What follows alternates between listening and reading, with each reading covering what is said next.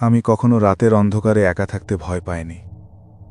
তবু সেই রাতটা কিছুটা আলাদা ছিল। রাত 11টা। আমি আমার রুমে বসে কাজ করছিলাম। বাইরের বৃষ্টি টুপটুপ শব্দ করছে। হঠাৎ মনে হলো কেউ আমার পেছনে দাঁড়িয়ে আছে। আমি ঘুরে দেখলাম কেউ নেই। আমি হেসে বললাম, শুধু কল্পনা। কিন্তু জানালার পাশে হালকা ছায়া নড়ে গেল। রাত 12টা বাজতে চলেছে। আমি ঘুমানোর জন্য বেডরুমে ঢুকলাম। আলো নিভিয়ে ঘুমোতে যাচ্ছিলাম। হঠাৎ বেডরুমের দরজা ধীরে ধীরে খোলার শব্দ। আমি ফ্রোজেন হয়ে দাঁড়িয়ে রইলাম। দরজার দিকে তাকালাম। দেখলাম কেউ নেই। কিন্তু তারপরেই আয়নার দিকে চোখ গেল। আমার প্রতিচ্ছবি ছিল না, বরং আয়নায় দাঁড়িয়েছিল একজন আমার মতো দেখতে। চোখগুলো শূন্য, ঠোঁটে অদ্ভুত হাসি। আমি চিৎকার করতে চাইলাম, কিন্তু গলা আটকে গেল। আমি পালানোর চেষ্টা করলাম, কিন্তু সেই ছায়া আমার সঙ্গে চলছিল। যতই আমি ঘর পরিবর্তন করলাম, সে ঠিক পিছনে। আমি কাঁপতে কাঁপতে দরজা বন্ধ করলাম।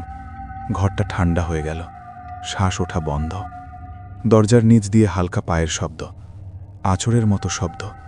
কেউ আমাকে ঘিরে রেখেছে। আমি মেঝেতে তাকালাম, কোনো ছায়া নেই। কিন্তু হঠাৎ আঙিনার দিকে চোখ গেল। ফিরে তাকিয়ে দেখি আমার প্রতিচ্ছবি আয়নায় হাসছে। এবার শুধু ঠোঁট নড়ল, ফিসফিস করে বলল, এবার তুমি। আমি নিজের ফোন ধরলাম, আলোর দিকে তাকিয়ে বলতে চাইলাম, কিন্তু ফোনে আলো নেই।